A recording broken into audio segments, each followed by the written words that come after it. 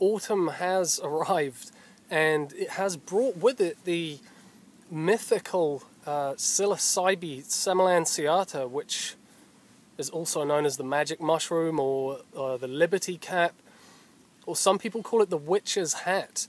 Now, there are many species of psilocybin mushroom, but this one in particular grows only in the temperate regions of the world, so it just grows in, certain parts of Europe and Asia, as well as North America and Canada. Now, these mushrooms are potently psychoactive, especially if they're collected from the wild. But I really must stop here before I go any further with this, just to point out the legality of this issue, the legal ramifications of picking them and consuming these mushrooms, because they have actually been illegal to pick and consume here in the UK where I am since 2005, and they're now classified as a Class A drug. And this is actually a law that has been mirrored throughout much of Europe and, many states of the US as well.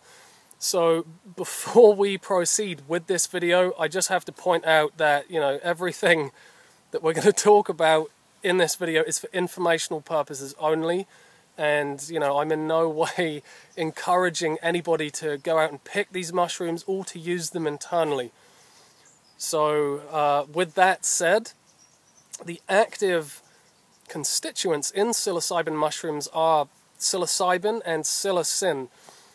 Now, wild harvested liberty caps can have a psilocybin content of up to 2.37%, which is actually the highest recorded of any of the psilocybin mushrooms. Now, they do tend to have a low psilocin content, which isn't really, the biggest deal, because all of the psilocybin in the mushroom is converted into psilocin in the body, which is actually what initiates the psychoactive effects of these mushrooms. Now, the low psilocin content also allows for this particular species to be stored for a lot longer with very little deterioration in potency. And it also makes them not produce a blue color when they're damaged or bruised. Both of those aspects are actually quite unlike almost all of the other species in the psilocybe genus. Now, obviously, I am fully aware of the controversial nature of the title and the subject matter of this video, but I think it's really important that we can not let our limiting belief systems act as, insurmountable obstacles to us actually exploring new ideas and new territory. Now, when I refer to the health benefits, I'm really referring to it in the kind of the broadest sense as health perceived not only in the physical body, but, in the entire human organism, in the mind and the spirit, and really the overall development and vitality of the human being, rather than just isolated parts of it. Now, there have been a number of genuinely important health benefits that have been consistently documented from the consumption of psilocybin mushrooms, although it's important to point out that this is, by no means for everybody, and it's by no means a tonic herb at all. Now, tonic herbs build adaptability, and the benefits, kind of accumulate gradually over the long term and over long-term consumption. Whereas, herbs like this are far more immediate in their impact. Now, the experience can be very, very intense and is actually quite self-regulating by nature, in that after consuming it, you're very unlikely to want to or need to do it again, actually, for quite a long while. Now, it can take quite a bit of time to properly assimilate the experience that we've had and really understand the various teachings and, all of the experiences that the teachings that the experience may have imparted to us. So this is really something that someone would want to embark upon periodically, really, with big gaps of time in between. So before looking at some of the profound health benefits that this herb does have to offer, it's really important to just go over some of the risks and some of the actual downsides to consuming it. Now, for most people, there really isn't any long-term physical side effects at all, although while in the midst of the experience there can be significant fluctuations in heart rate and blood pressure, which can fluctuate in either direction. So people with serious conditions in these areas really may want to leave this well alone. Now, people with serious mental health challenges like schizophrenia and manic depression will also want to avoid this herb due to the fact that a lot of people that do suffer from these conditions have consistently shown quite extreme worsening in these conditions after ingesting psilocybin mushrooms. So, really just not even worth bothering with in that instance. Now, another really common side effect while in the midst of the experience is nausea, although, to be honest, this never really tends to last for very long. Now, to my knowledge, there really has never been any recorded accumulation of toxicity in the liver or anywhere else in the body that is a direct result of consuming psilocybin mushrooms, because they actually have a very low level of toxicity. Now, it's really, really of paramount importance that we approach this herb with outright respect and reverence, because, it really does contain a great deal of intelligence, and it really has the power to reveal very powerful universal truths to us, whether we're ready to receive them or not. So really ensuring that you are as mentally prepared as you possibly can be is extremely important. And, those that really approach this experience with a bravado or, with a weak mental or emotional constitution should seriously beware, honestly. And although this species is generally very potent, it does vary from mushroom to mushroom and from, climate to climate. So it's never really a good idea to take a really large dose of this mushroom without first gently introducing yourself to the herb and really gaining some sense of familiarity with it first.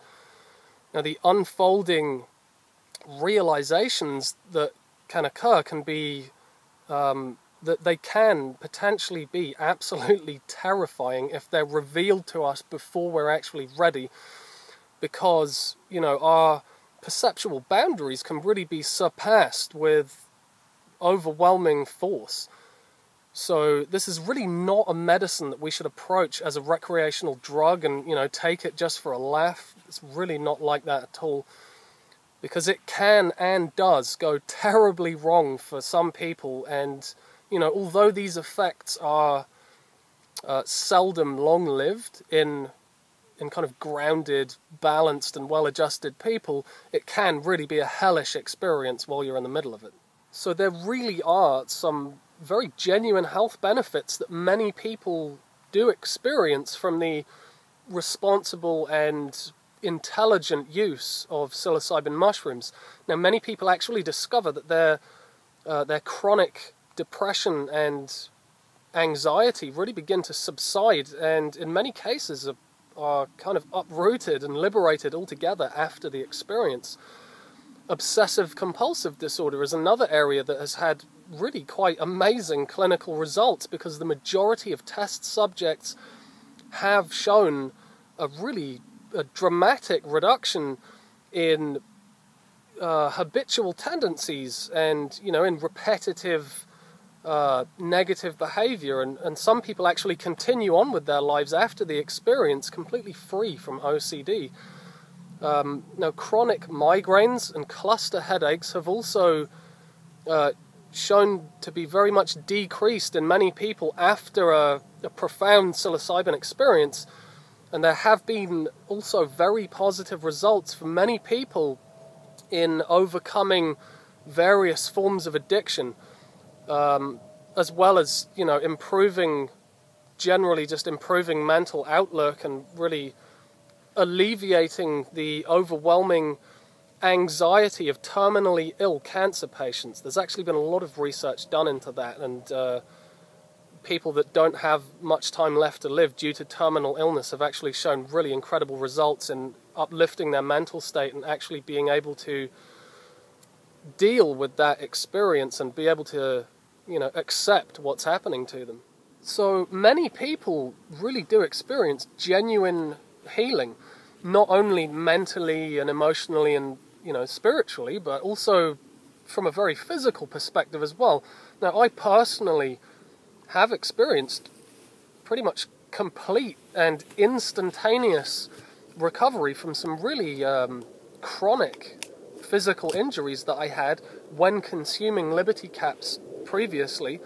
Now, I'm not for a moment suggesting that this is going to be the case for everybody, but my personal experience was that the physical body assumed a much more fluid-like ability to move, and because of that, a lot of trapped energy and kind of congested pain that had accumulated in certain areas of the body was very easily released, with a subsequent increase in movement and motility and a significant decrease in pain and a complete absence of pain. Now, I've also experienced a truly paradigm-dissolving sense of awareness that, although can be very, very intense, was actually a very, very powerful fuel in personal development, because these mushrooms really are very, very powerful teachers that have an immense amount of wisdom to share with us. Although, you know, they're really not for everybody. I mean, many people will actually progress further on their own path without ever needing to consume mind-altering substances like this, especially people that have a tendency to, you know, be rather reactive and maybe dwelling somewhat in a fear-based paradigm. I'm in a field really close to where I live, and there's hundreds or even thousands of these psilocybe semilanceata mushrooms growing in this field. These are actually really quite easy to identify because, you know, they have the kind of the conical cap with a nipple on the top of it, and quite often you see in the slightly older ones that are white, like for example this one, you can see right around the base of the cap that it's gone black, which is really from the spore release because the spores are black. You can also see some of the younger ones, like these brown ones that look kind of lacquered. You know, they look like they're wet. And these are the younger ones. And, you know, there's just so many of them in this field. Now, something I find absolutely fascinating about these mushrooms is they've begun to proliferate much more so since the dawning of industry, and since our human population has increased dramatically, since we've been destroying the earth, essentially. These mushrooms have actually begun to proliferate in and around areas where people are. They're always growing closely to people. They're always growing in, you know, pasture land or disturbed habitat or areas that are in transition, namely because human beings are disturbing the earth. So these mushrooms grow in much larger numbers around people since we've been destroying the earth, since we've actually got a lot to learn from the earth about connecting to the earth and how we can live in a low-impact, sustainable way in harmony with natural cycles. So psilocybin mushrooms are classified as entheogens, which basically means that they are considered to be spiritually enhancing agents. And, you know, there is very clear evidence that they have been ritually consumed for many thousands of years in Central America and some parts of South America, as well as, you know, many other parts of Europe and Asia. Now, there is an abundance of prehistoric cave art and stone carvings that seem to very clearly indicate that psilocybin mushrooms have been ritually used as spiritual catalysts and in divination ceremonies and shamanic practices for many, many thousands of years. Very common perceptions while working with this herb and experiences that I have had myself are a much more direct perception of nature and the interconnected nature of all things. Now, there's often a lot of sacred geometry that can kind of feel somewhat like the language of the universe being spoken through a kind of visual medium. Now, there can be a huge increase in heart-centered perception that really focuses more on perceiving through feeling rather than, logical, analytical, reductionistic thought processes. And this heart-centered perception can also initiate a kind of heart-centered communication with others, whether it be people or animals or, even plants. The kind of direct communication that really occurs without the need for any words to be spoken. Now, it's not at all uncommon that people experience a kind of two-way psychic communication, or really a kind of telepathic communication. And this can really be profoundly healing in and of itself, because it's really our hearts that have become so closed due to our sweeping disconnection from each other and really from the world in general. So opening our hearts can truly enhance our peripheral field of perception and our ability to feel compassion, which, is very useful really for everybody, but especially those kind of people who really struggle to engage their hearts as an organ of perception in ordinary waking life. So this herb really can be a potentiator of our own human potential, and it can really support more of a sense of being an integral part of an expanding universal consciousness, rather than just simply being an isolated individual who is separate from all other beings and all other things. But, with that in mind, psilocybin mushrooms really should never, ever be taken as a quick fix or some sort of shortcut to enlightenment, because really the motivation for engaging in this kind of experience is very, very relative to how the experience itself is going to unfold. Now, while these herbs can facilitate profound realization, they really will not enlighten us at all, and certainly not permanently, but rather they're going to act as a doorway through which we can temporarily enhance our own perception really a great deal. And the teachings that are received during this time can really ferment and establish themselves in our psyche over the months and, even the years after the initial experience. Now, for some people, periodic use of this herb can really help to recalibrate the spiritual compass and really help them to avoid long-term distraction from their path in life. But as always, it's respect and reverence and applied wisdom is really the key factor. It's really of paramount importance that people make sure that they really are fully prepared to undertake this experience before embarking upon it, and to do so ideally in a supportive group setting with as much of a controlled environment as possible.